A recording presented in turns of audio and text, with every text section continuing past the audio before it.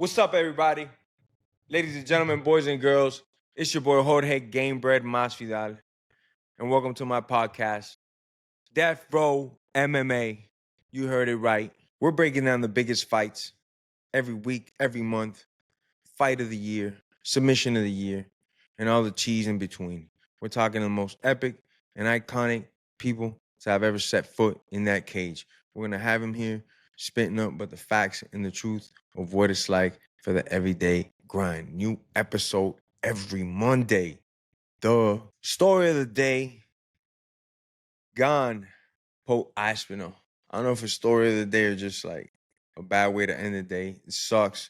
It was a very competitive fight. It was starting to pick up. I felt like I was leaning towards surreal, as far as effectiveness.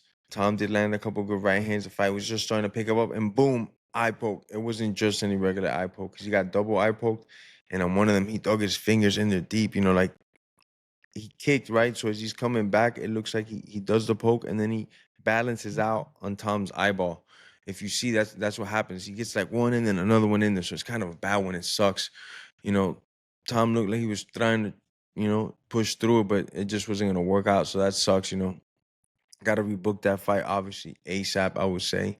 Hopefully his eyeball's not bad. And Ghana stays, healthy. There's no injuries, and they get rebooked tomorrow or some shit, man. It's happened to me a couple times in professional bout. One time in particular happened with Lorenz Larkin in kind of similar situation where I kicked Lorenz Larkin's calf, so I kind of foot swept him, and as he was falling, he stabbed me in the eyeball and then like caught his balance on my eyeball. The same thing.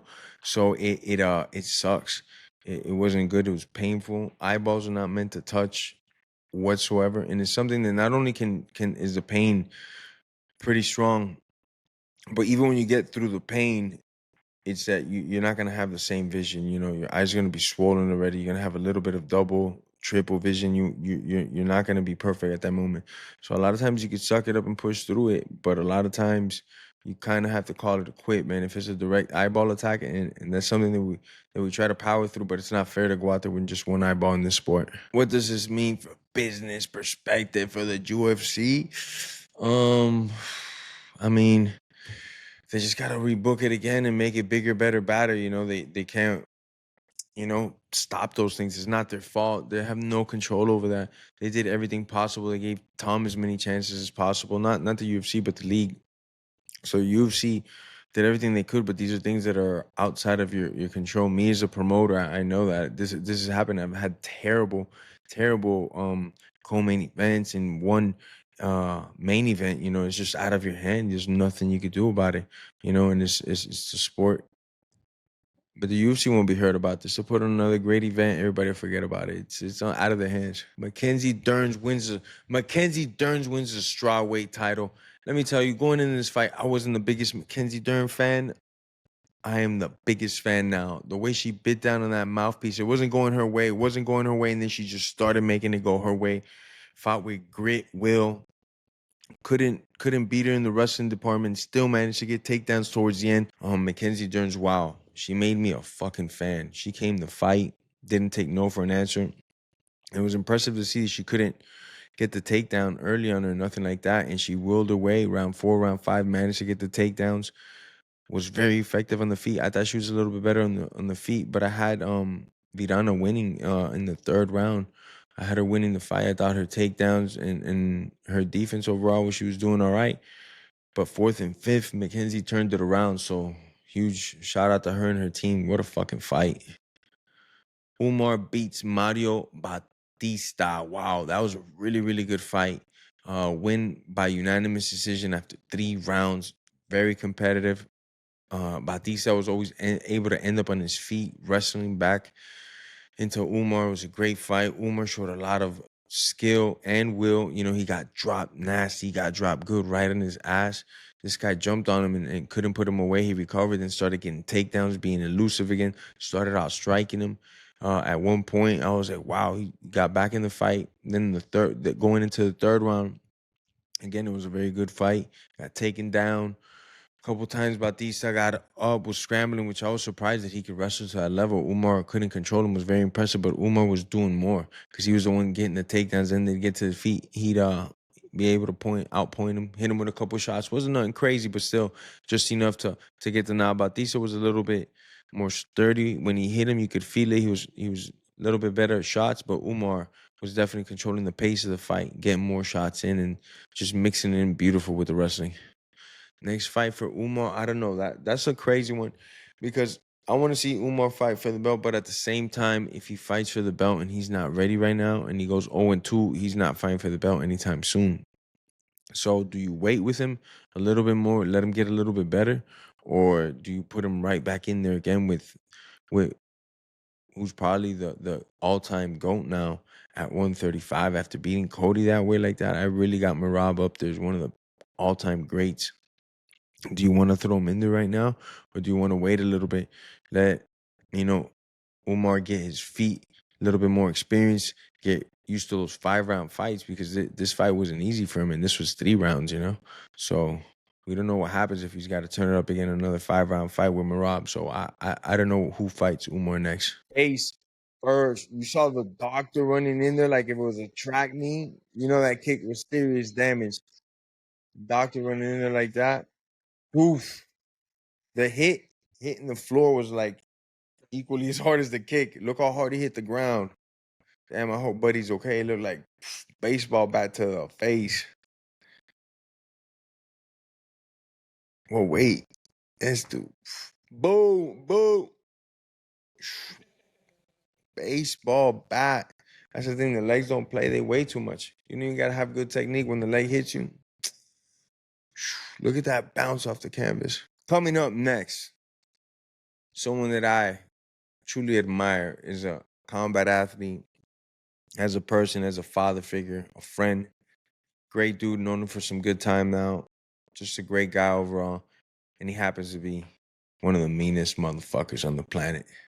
The self-proclaimed, because I didn't call him, King of Cringe, Triple C, Olympic gold medalist, 2-time UFC champion, coming in our show this very next episode. So stay tuned.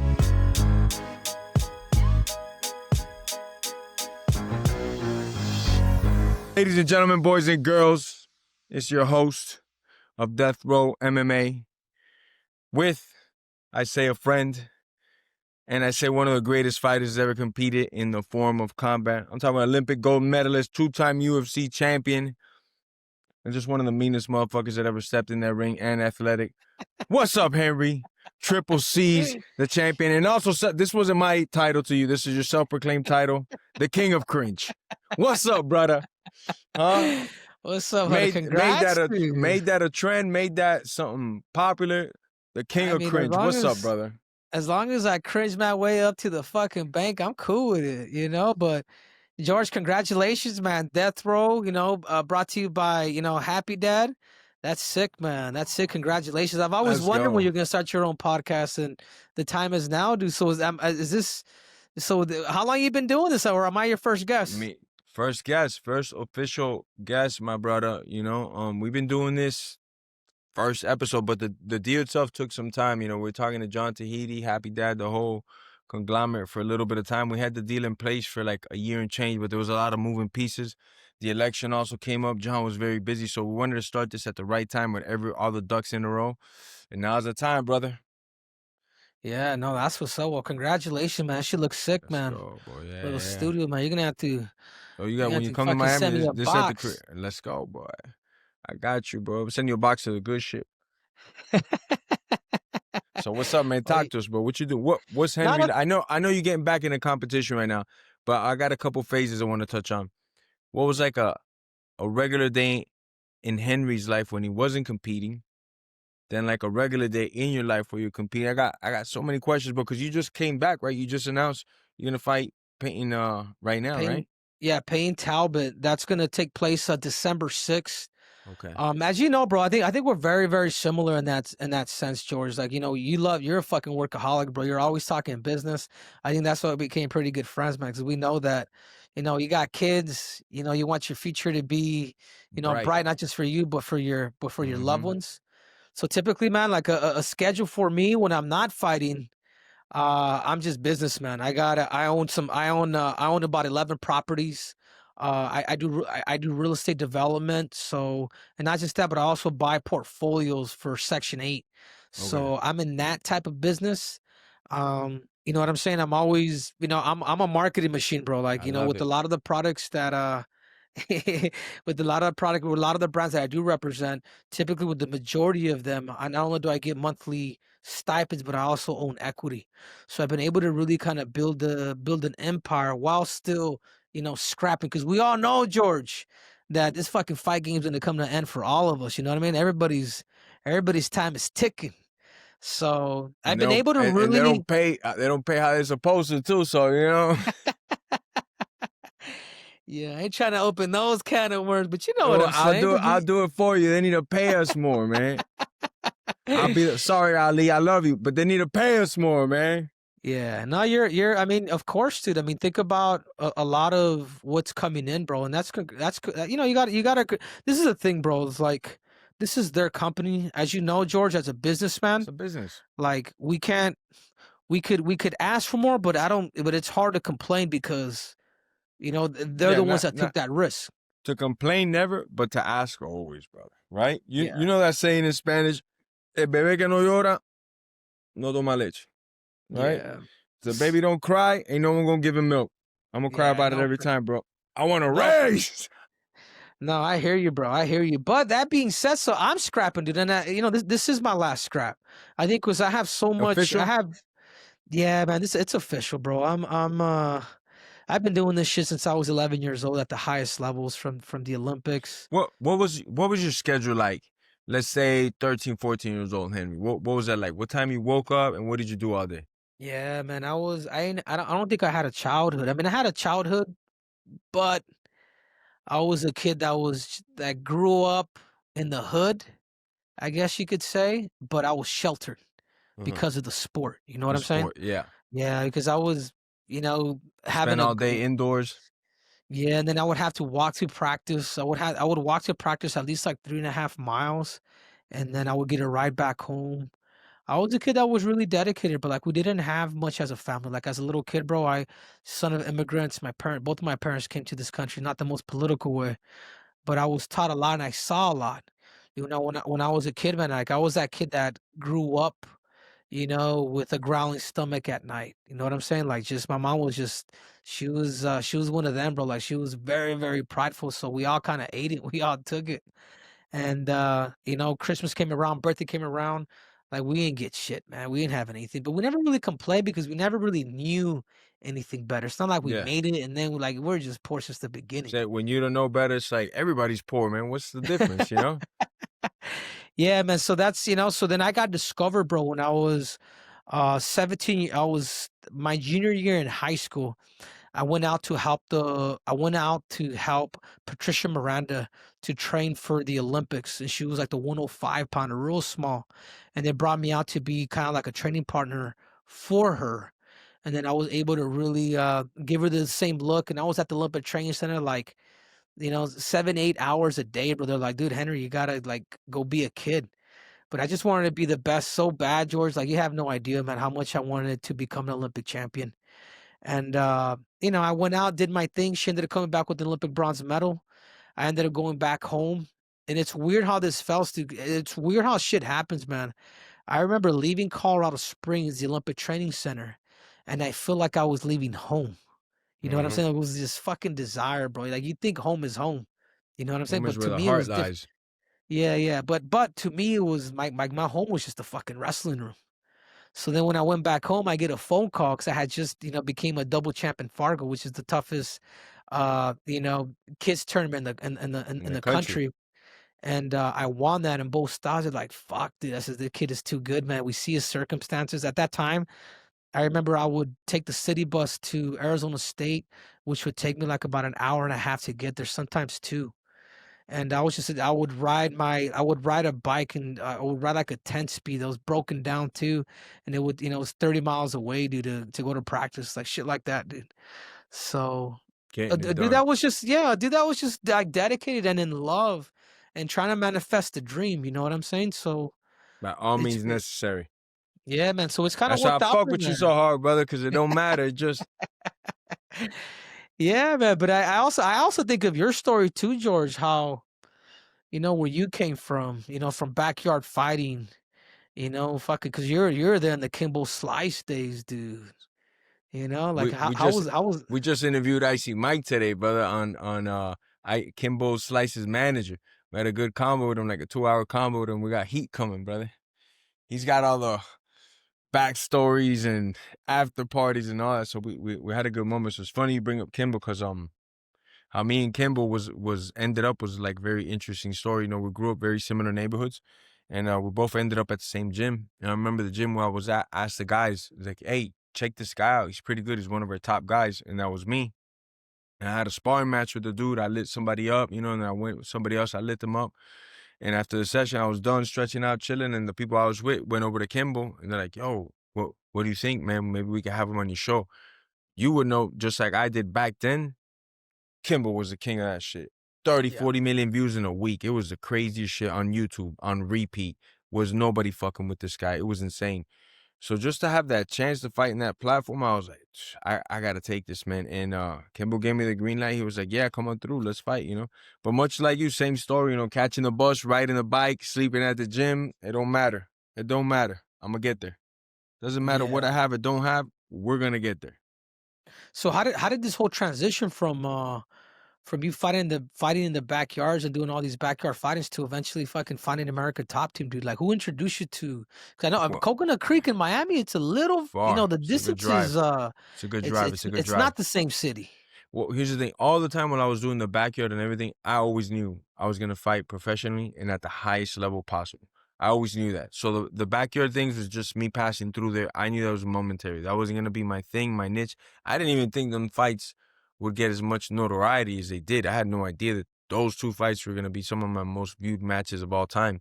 And I was just like, man, I'm just gonna fight and take this as experience to keep going. So after I do those backyard fights, I just stay in the sport, stay competing.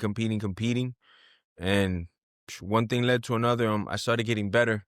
In the gym that I was at, we had a falling out. And that falling out was it. Since I got to that gym, it was a MMA grappling gym.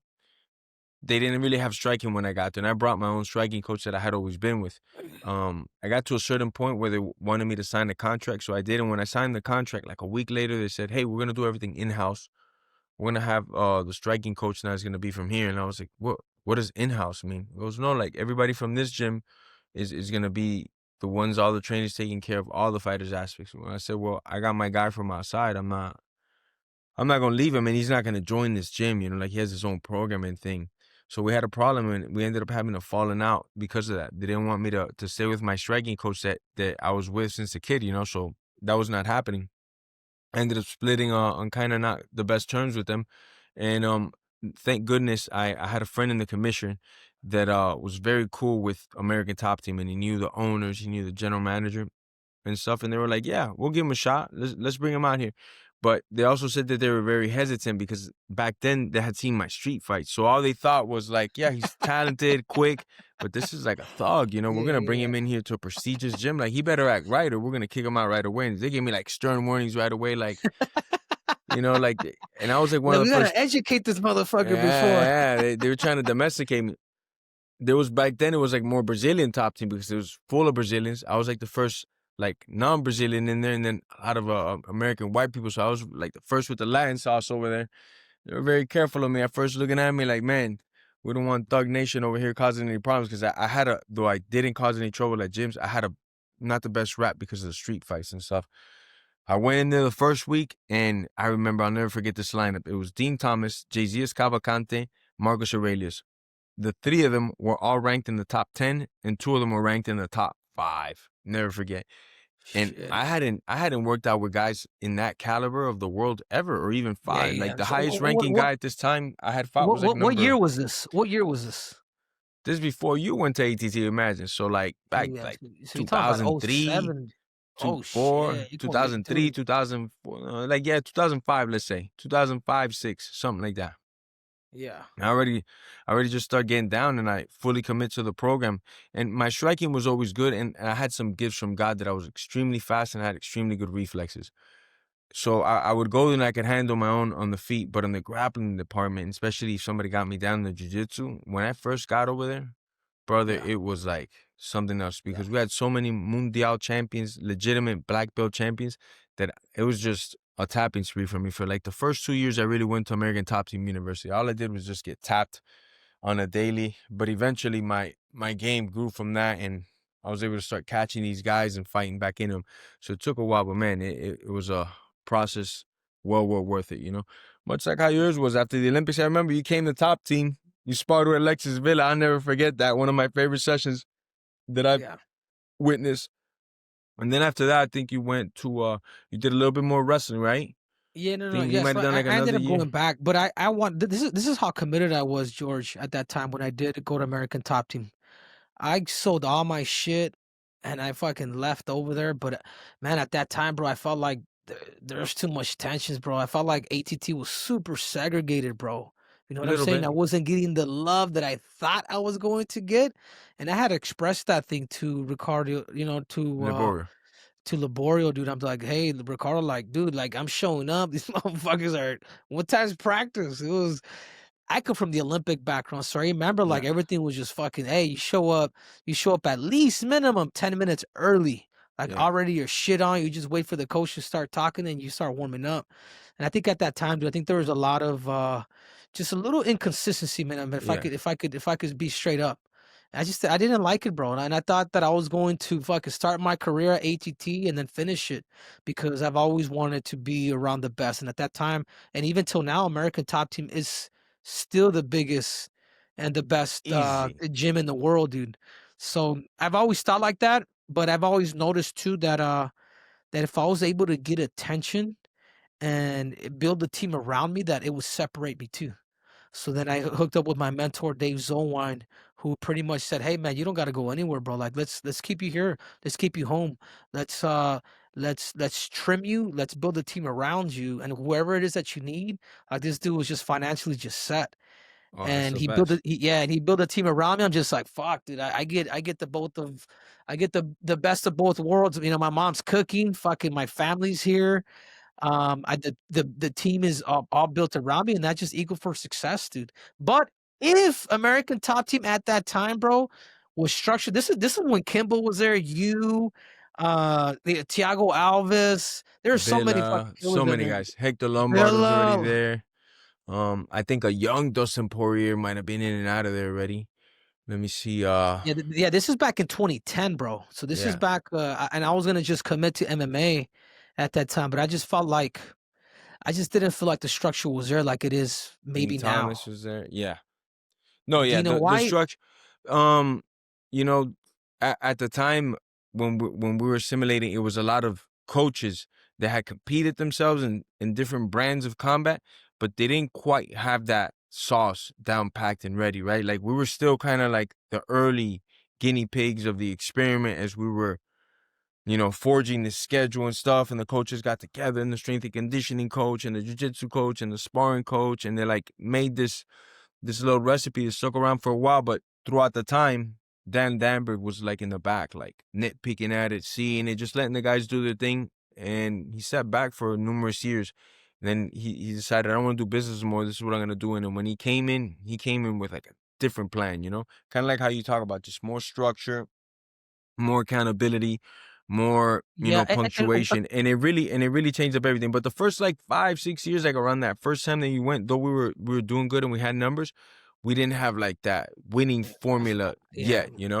It felt kind of like a little prison, a little bit like the Brazilians are over here, Yeah, yeah, the yeah, yeah. Latinos are over Always. here, the blacks are Yeah, over here. yeah, I'm like, what the yeah. fuck? Like, this is the best team in the world. I was just surprised, bro. Yeah, I'm like, and I was the one in all them spaces. I was cool with everybody, man. So it was always good for me, man. I knew everybody, but it was very cliquish, because you got like 5-6 guys from Brazil, and you can't blame them. They come from the same city, they speak the same language, they want to eat the same food after practice. Boom, they're clicked up together. Then you had like all the American dudes that maybe they went to college, different colleges across the country. They all clicked up. Then you had the Latin guys that couldn't speak no Portuguese or no English, yeah. and then that was another clique. Yeah. And we had the Euro. Euro guys. We had a bunch of guys back in the day we used to get from like Amsterdam and stuff like that. Then we had the Euro guys. That was a clique, you know? I think around that time you were there, Melvin Manoff was also there Yeah, in yeah, I his remember a crew. lot of it Yeah. was just so random, bro, to see Kimbo training there. Who's that boxing Olympic champ, bro? The boxing Olympic champ that died, man, of cancer. Oh, he was so good, bro. Like out of all the trainers, bro, I really fucking liked him. Oh, yeah. Di Ali. Howard Was it Davis. Ali? Di is that. Howard. Yeah, Howard Davis, bro. Howard Damn, Davis. man, rest in peace, bro. I Howard remember Davis. he showed me a lot of love, bro. And I think he had, I think he was like in the mix with like, I think he had sparred or he had fought like Sugar Ray Leonard, bro. Olympic gold medalist. He Just was on that alone, the bro, just separates you. same team as him as what was considered like the greatest boxing team of American history. I think they took like 5 or 6 gold medals on that one. Sugar Ray Leonard was the weight class above him, I think, in that team, you know. Howard was a Yeah. beast. And he was a hell of a coach too, brother. Yeah, dude, Very that's patient. crazy, man. I think that's cool, George. I think I want to. Yeah, I guess I could say, bro. I started at the gym at the gym that I'm at, and I'm ending at the gym that I started with. You know what I'm saying? Yes, So I think sir. there's one thing that I'm fucking kind of proud of, bro, is sticking around Hey, man. and being part of that, man. Because when people think of American Top Team, dude, they think of, fuck, man. It's almost like you're the OG in there, dude. You know what I'm saying? You've been there since the early 2000s, bro. Fuck. Yeah. You know, that's 20-something crazy, bro. years. Yeah. From 2003 to fucking we're 2025 now. You know? And I'm still there 3-4 times a week going with these animals. I had Mondays wrestling practice was Bo Nickal the whole damn practice. Get this guy off of me, man. Wasn't fun. So how much has the team changed now, bro? Like you just mentioned Bo Nickal, dude. How often does a dude like Bo Nickal like come down and literally just stay there? Because I will say one thing, George, because I got a lot of love for Bo. I remember meeting him when he was 12 years old. He was surprised that I remember this. They gave me a ride from my little nephew used to compete against him. I used to get so fucking mad. He used to be my nephew. I'm like, dude, but Bo's that guy. Bo's that guy. Dude, they're like 80 pounds, like something stupid. But sometimes, George, I feel like he's doing too much, man. Like this, it's cool that he's doing these exhibition wrestling stuff, but when you're in the game, dude, you got to stick to the game, man. You know what I'm saying? Like, I mean, what's your 2 cents on that, man? You know, me personally, I feel like if you could Because get now, George, you're the godfather now, bro. Like, you got to be mentoring these fucking kids. No, I try, and I work a lot of them. Like Johnny Eblin, if you know him, I've worked with him since his amateur career to now. Still work with him a lot. So I anybody that asks for help, open book, just wide awake, give him the sauce and give him what I think could help him out. I think in Bo's case, he had kind of like the wrong strategy for that fight, brother, because he's such a next level wrestler. And it's not to diss the right or anything. I think he's a phenomenal fighter, but I know Bo could have took him down and controlled him better than just getting to the clinch and fighting where RDR is so good at, and he's shown it numerous times. So I think his game planning was a little bad, but also, like, man, the guy's been fast-tracked to fighting the world's best, like, right away. Yes, he's an elite wrestler, and he's one of the best ever, but still, they could have taken their time a little bit more with Bo. I think changes up a thing here, changes up a thing there. This guy is, like, a legitimate world-class problem. There's not a guy that could stop his takedown. Not Chimaev, not nobody, bro. When he's on and he's just wrestling and letting it go, no one's going to be able to stop his takedowns. And now these last 2-3 months, he's really, really been focused on his stand-up and getting it dialed in, So he's been here already, I think, I'm going to say about 4 weeks. He's got another 2 weeks. And this will be the longer. Right. He's on a November card, right? That Madison Square Garden. Mm-hmm. And you know what? The UFC, they show him a lot of love, bro. Like even President Trump, dude, they love that dude. Like I just wish him, I wish he could just stay committed on just one thing and not dabble into as much as I'm a wrestling fan. Like, and I've told this shit to him. I'm like, bro, like just dedicate yourself to this, man. Like win the title, do your whole thing, get the fuck out. He has the ability to do it, bro. He could do some impressive shit. 100%. Next level. That top riding, like people don't know, bro. Like if you compare his top riding against Hamzat, it's Bo's is more it's superior. Yeah. Like if they just go grappling, like Bo pretty much kills him. He just adds a little bit of what you said. he started going up to top dogs a little too early in his career, and shit like that just comes back and be like, hey man, you needed maybe 5-6 more fights to get your feet wet, to not just beat him, but dominate him. Yeah. I think he'll be back. You know, just a small setback, but I think he'll be back. Be nothing too much. We also got Kyoji Horiguchi making his UFC return. We got another one. Dude, can I tell you something, George, about that dude? Tell me, Even please. when I was at flyweight, bro, other than Demetrius Johnson, I've always said, dude, you know, Kyoji would probably be my toughest matchup. His distance, his movement, he fucking cracks, and he cracks different. Like he cracks kind of jumping in. And next level athlete too. Super. Yeah. I've seen this guy for 10 years be my teammate. I'm talking about super athlete, brother. Super athlete. Out of everybody, out of everybody at ATT, is Kyoji the best athlete? I wouldn't say he's the best athlete because we've had some serious contenders, but the best guy I've seen, like sparring, if I'm gonna grade striking, takedowns, submissions, everything, defense, offense, conditioning, timing, and all the heads at ATT pretty much know he's probably like our best pound for pound guy, even still to this day. Yeah, he's a serious problem. And when he got to us, he couldn't wrestle. Mike Brown took him under his wing for 5 years and spit him back out. This dude is a fucking problem. Like, there's nobody I've never not seen him take down in the gym. You know, it's crazy. And control, you know?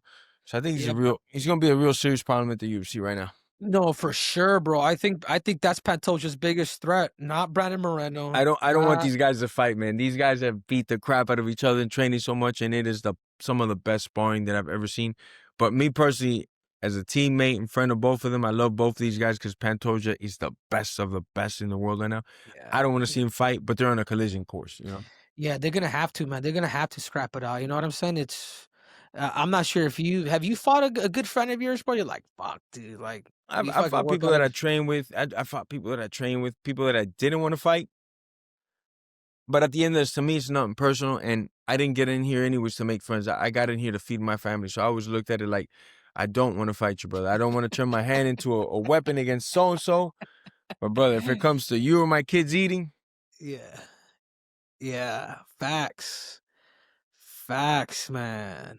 And what about Kayla Harrison, bro? Like, what's going down, man? Like, what's this thing with her and Amanda, bro? You guys still, is ATT and everybody still cool with like, how would that fucking dynamic work? Because I will say something, bro.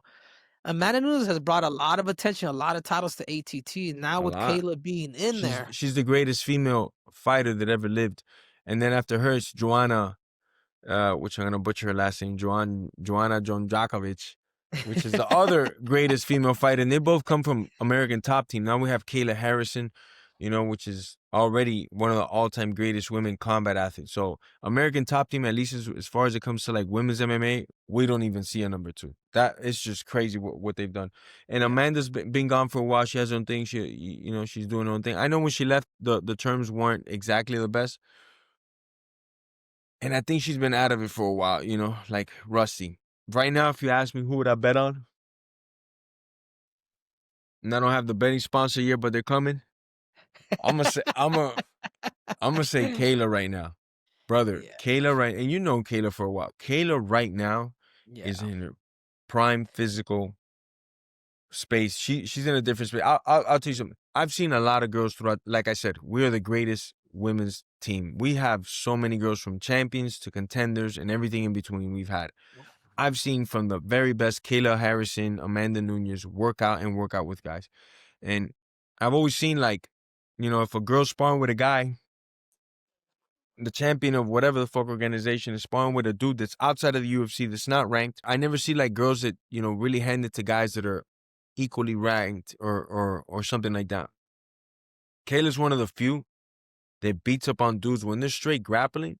She be beating up on dudes, man, and they're not holding back in her. She'll get a 125 or a 135 or her size, and not striking, but in the grappling, fucking manhandle a man. It's fucking crazy to me. Yeah, it's crazy to me, bro. So I really think she's gonna go down in history as one of the greatest females ever step foot in that fucking cage. Yeah, and just for the simple fact, bro, that she was able to cut down to fucking 35, bro. Like, talk about the discipline. She's she's a 2-time Olympic champ. That shit's fucking different, man. And I And just you've feel seen her next to you. She looks like she's a 155er. Like, yeah, honestly. bro. She makes me like a fucking straw when I'm next to her. Every guy, even Merab, she makes Merab look like a little ass guy compared. She looks like a 155er compared to 70s. You know, but it's the same thing with Amanda. It's something about the girl's body that they're not as dense, so they get bigger, and they look bigger than all their counterparts. You know, like all the girls champions compared to the guy champions, they're a little bit bigger usually. Yeah, no, but she's solid, man. I'm excited for that fight. I don't think I think if Amanda's serious about beating Kayla, she's gonna need a tune-up, bro. Like, straight up, dude. Like, 'cause I will say this: when I fought Aljo after a 3-year layoff, bro, like, you forget what the crazy. fuck 5 round feels like. And if you had she a great doesn't, fight. yeah, I mean, I lost the decision, but whatever, dude. Like, it is what I it is. mean, in another town, another judge, you probably won that fight, brother. Also, at the same Yeah. time, it was a very close one, man. It was a good one. Yeah, I'd say so, bro. They fucking if that other judge would have gave me the fifth, I would have won. But anyways, it is what it is. I always mean, said there's when I saw you fight Dominic Cruz, brother, you were in a, because Dominic to me is one of the greatest that ever did it too as well. He's a fucking stud in the animal. When you took out Dominic, you were just on a different wavelength. Yeah. Was nobody fucking with you right there, bro. You had the No. wrestling, the takedown, defense, offense, striking, conditioning. You're so robust too. You could take a baseball bat to the head like it's a just fucking taco. Bah! Fucking Like you're eating snap at tacos me. and shit, brother, you know? No, but can I tell you something, George, too? It's just you wanna, like, to me, dude, I've always wanted to branch out. Like, I'm a competitor, but I've noticed, bro, like, with me, I'm more of a conqueror. Like, once I conquer, bro, I like to either conquer something different, which my goal was to go up to 45, but I don't think the UFC was ever going to give that to me.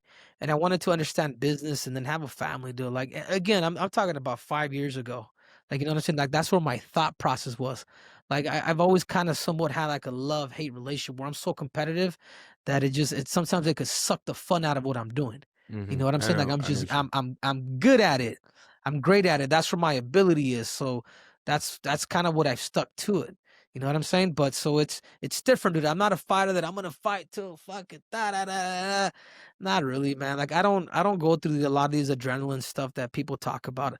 It to me, it's just always been about winning, bro. And I think that's just been Well, the you've shown it. the greatest satisfaction for me. And then once you've done it all, George, What you you're have. like, Well, you're like, okay, dude, let's say if we could pick something in combat that you haven't got a belt in, what would be another one? Like Taekwondo, Jiu-Jitsu. What would be your next if you could? probably Kayla Harrison's belt, dude. Kayla Harrison's belt? Hey, So, dude, that's where this world is going, dude. Let's What's go, up? man. I mean, shit. You know? Hey, they said it first. All them fucking Democrats said boys could go against girls, so why not, bro? You know? I'll tell you what, Kayla ain't gonna be running away from that fight. She'll be knocking at your door. No, dude. I'd fucking give her a chance too, bro. She Oh my might God. knock my ass out. No, Bro, but honestly, George, she'll bite your eyeball if she gets a chance, brother. She's yeah, one no, for mean sure, person, dude, for man. sure. I'm afraid of her, bro. Don't tell her. Yeah. But no, I think more importantly now, George, like for me in my career, it's just business, dude. Like, you know, I'm building my But if you dream could add home. just one more, but like a boxing or jiu-jitsu or something you'd go compete in that's not MMA or wrestling. Ooh, fuck, that's a good one. I'd probably say the ADCC. Okay. Cause I always saw you in there too. I always could have seen you. Yeah. in If the the rules, ADCC. if I was to get really good at leg locks with my wrestling, my shit wouldn't be the prettiest, but I guarantee you I couldn't, like, none of these dudes would come any close to submit me, and I'll be able to take them down and win by points. Yeah. You know what I'm saying? So that's one of the things that I feel like if I truly, even now, like, I feel like if I really did dedicate myself for 4 years to become ADCC champion, a lot of like the leg lock defense and things like that, like I feel like I would be able to squeeze it out just because of the strengths that I do have. But again, it's a hypothetical. I'm not going to do it.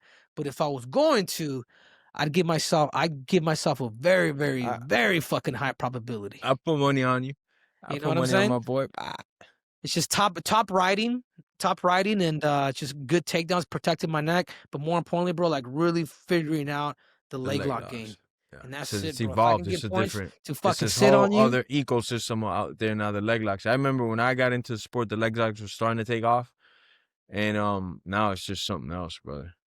Okay, if Henry hadn't ever stepped on the wrestling mat, so it means he probably never would have fought. What would Henry be doing, brother? honestly, bro, if I wasn't wrestling, Dancing with the Stars? maybe, bro. I think I would have just got into business already. Like already doing what I'm doing now. Okay. And doing like the who knows, bro. I probably could have been a coach, but I've never been that I've never really been that guy, bro. I'm a teacher, I'm not a coach. You know what I'm saying? I like to Mm-hmm. teach Okay, yeah. and let you fucking fly, but to be there every day on that It's a grind grind. It's a pads, grind. like just coaching, bro. I think I'd fucking have all kinds of grades. Look at this hair, dude. I'm fucking 38, gonna be 39, and I still look. I got no grades, bro. What's up? I love that shit, boy. How about this? Biggest honor outside of the cage that you're like, yeah, all right, but outside of the cage, nothing to do with fighting. Something that everybody's Biggest, like, yeah. Honestly, bro, there's a few things, man. I think being the youngest in history to be inducted into the Wrestling Hall of Fame. And then the other one I would say is getting a chance to open up for President Trump in Las Vegas, man. And and he gave me the a Medal of Honor to me. Like to me, that's the shit that's just it's just like, damn, like, mom, I made it, bro. And I fucking love this dude from mama, inside and out. From inside and out, you know what I'm saying? I was a fan of this dude when I was in high school, reading his books, watching The Apprentice, and then seeing him crack down on everybody, whether it's DC, now he's getting into Oregon. I want him to get into Chicago, man. Like, just fix the fucking world, man. Look what he just did too with peace Palestine treaties, and Israel, dude. and Like, bro. he gets no love even for that. You know what I'm saying? And He they're stopped fucking 8 wars. protesting. 8 wars he stopped. People didn't even know Cambodia and Thailand were going at it. People were dying. Boom, got in there, and that's it. He's the greatest. He's the greatest at truly at fucking negotiating deals of all time in human history, dude. Because he's like, how long did it take you? I was just watching a thing on him yesterday, and he was like, how long did it take you to cut that war with? I think it was Thailand and was it Cambodia? Yeah. He was like, well, it was just a matter of 24 hours. I just fucking talked to them about the tariffs. Like, you don't hit us so And the they money both hurts? said peace. They both said peace, bro. Easy. You know what I'm saying? What separates, Henry? I gotta ask you this one. Triple C's a champion. What separates a champion's mindset from like a regular person's mindset? Yeah, well, it all goes back to the dream, dude. There's some people that could dream it, but there's some people that really want to manifest that dream. So I always tell people all the time, bro, there's two things that makes a 1%er a 1%er. One, it's your heart. Like your heart, what is your heart? Your heart is your desire, your determination, something that you're willing to suffer for in order to obtain. That's like your heart. Your heart is your fucking dream.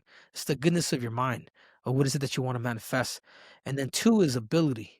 Like you gotta you can want, but if your ability is not there, it makes it a lot more difficult. So that means finding the right coaching, coordinating your body accordingly, training partners like the whole nine. Like, are you a Ferrari, or can you make yourself a Ferrari and get Ferrari mechanics?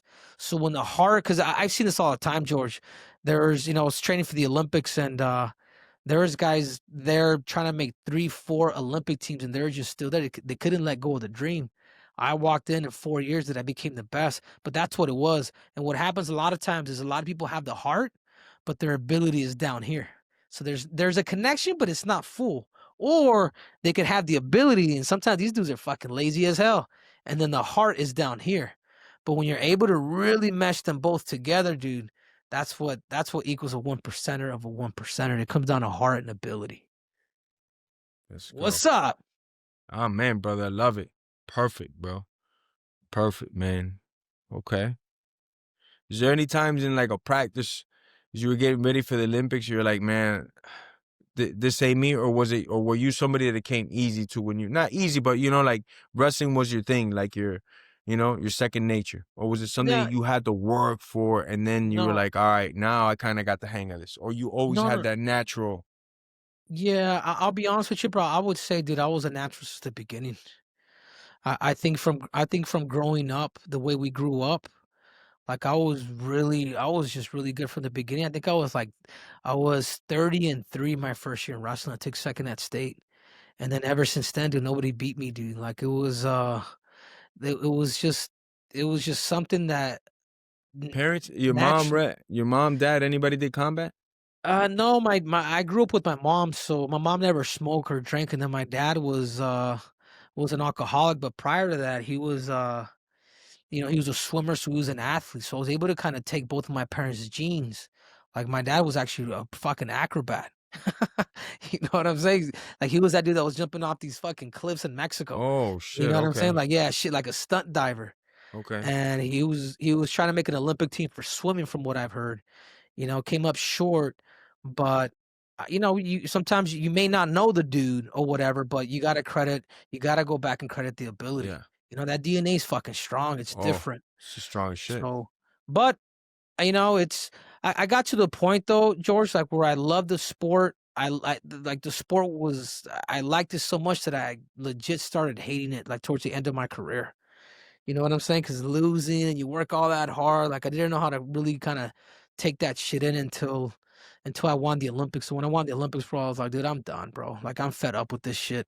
Like I'm not willing to go through this for another 4 years for a medal that's not even gold. You know what I'm saying?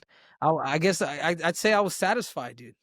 Who was the country you dreaded when you were wrestling? You were like, oh, I gotta wrestle these motherfuckers. Well, I would get excited, but you always knew that it was a 50-50 chance, dude. It was always Russia.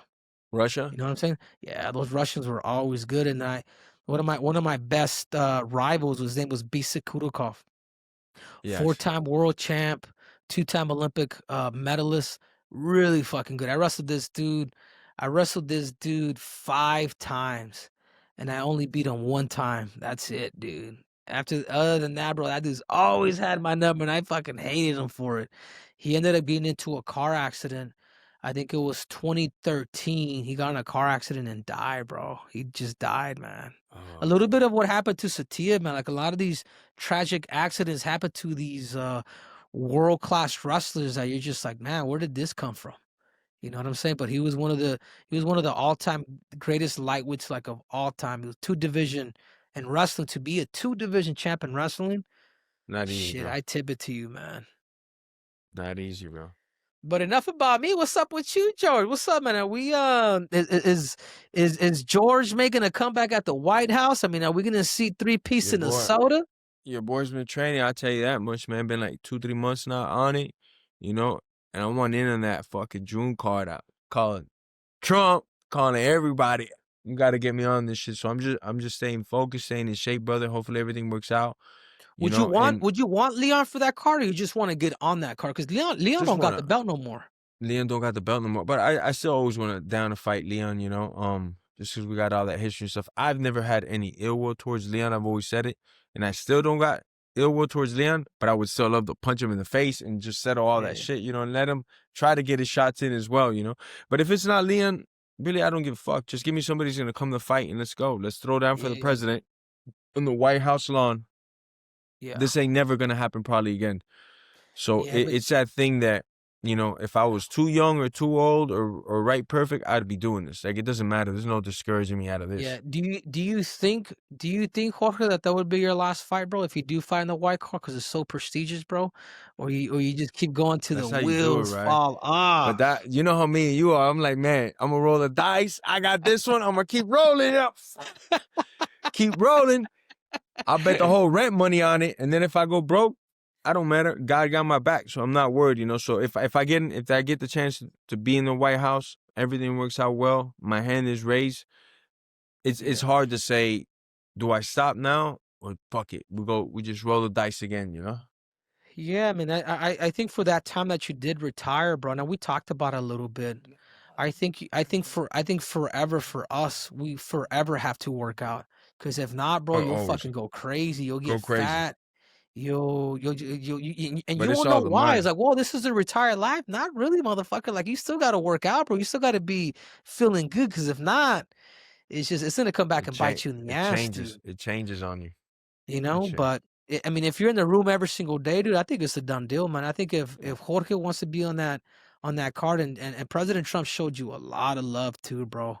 Like, I'll never forget seeing that video of you walking President Trump when he was coming out of that off of the Air Force One. I'm like, shit, bro. Like, damn, that was sick, dude. I'll That was tell you a crazy story real quick. The lady in charge, this is prime time Corona. Everybody got the mask on with the ET shield and all this shit, right? So there's this one lady, she don't work for Trump no more. She kept coming up to me. She's like, hey, under no circumstance, touch the president, get near him, put your hand out, hug him, kiss him, nothing. Don't touch him. And I was like, yeah, cool beans. All right, I get it, Corona. Like 15 minutes later, like, hey, Air Force One's on the way, 30 minutes away. Listen, I'm going to remind you, don't touch them, don't talk to them, don't look at them, the whole thing. I'm like, damn, I'm like 35 years old at the time. I'm like, lady, I'm an adult. You got to just say it but once. But all right, cool, bye.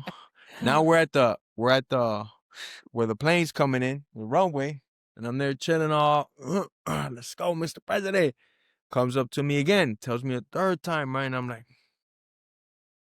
this lady, is she fucking crazy, bro? And I'm like, man, all right, I know you're a lady now, but give me my space now. You're intruding now. I'm about to be with the president. You need to get over there. So the president comes down. True story, it's on video.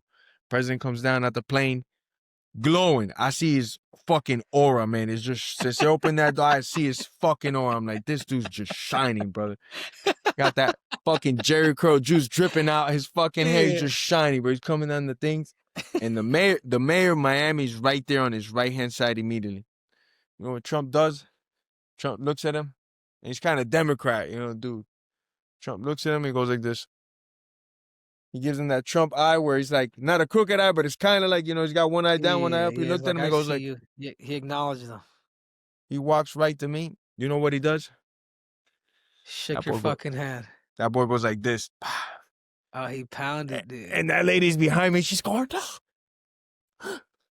because and she had told me, I forgot to say it earlier, they were saying, like, do not shake his hand or anything in camera. It'll just look horrible, this and that. So she's off camera. You can't see her. She's like, don't. Trump's like that. I'm like, oh, fuck you, bitch. Are you crazy? That's the president, So boom, the president gets in his car. He points at me right as he's leaving. I'm like, I can't believe he even pointed at me. His people come after me. Afterwards, they come up. They're like, hey, you wanna go to the town hall and watch him live on the thing? And I was like, hell yeah. So I go to the town hall. This is how cool this motherfucker. I love this dude. Besides all the million things he's done. He does a town hall, 2 hours of him repeating the same question. They keep asking him the same question. They're just trying to catch him for him to say it a different way so they can bait and switch. And I'm seeing this live like, this is how they do it, bro. They just will ask you the same. They asked that person one time that question. They've asked Trump now 6 times the same question, but they won't put this on TV, right? It's just showing you how they're doing it. The whole thing ends. I'm like, what a fucking G, bro. I would have lost my mind and gone crazy. So I'm like, at the end of it, he's standing around taking pictures, hugging people. It's like 200 people. So I get close. He's like, Masvidal, what's up, man? You still here? And I go, yeah, Mr. President, you did amazing. He goes, huh? Masvidal, are you single? And at the time, I sure was and still am. So I looked at his ass like this. I said, and I got it on video. I go, Mr. President, like a dollar bill. And he goes, ladies, meet my friend Jorge. Great guy. Great Republican, patriot. All the girls came over. They said, who's this? They said, who's this? Ooh, shit. I'm Love jelly, you, Trump. dude. Boy.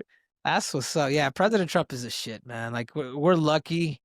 We're lucky to have a dude like that to be able to represent as a leader. I mean, look at all these leaders too, bro, that are the president from Argentina. Like, hey, man, we're trying to clean up our country, dude. So, it's been good though, George. But overall, bro, I'm excited about December 6th. It's going down. My last fight, dude. I got a tough opponent now. Payton is he's come out to work with me, so I even got love for him too. But in that fucking octagon, dude, it's like a little bit of what you said, dude. It's either you or my kids. So I'm looking to do some work and then get my last W and then just set off in the sunset. I like Payne. I think he's a skilled kid, but obviously I think he's way in over his head. You know, he's just too much sauce for him right now. I think you're gonna beat him, man. You know, Yeah.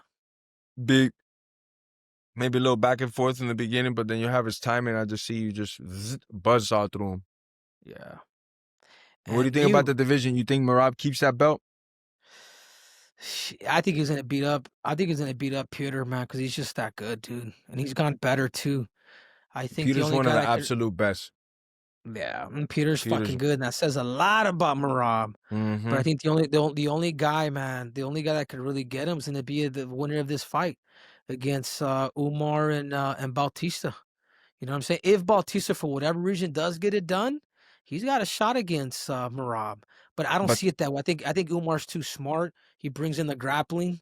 And I'm more excited to see that fight more than any fight period for 2026, dude.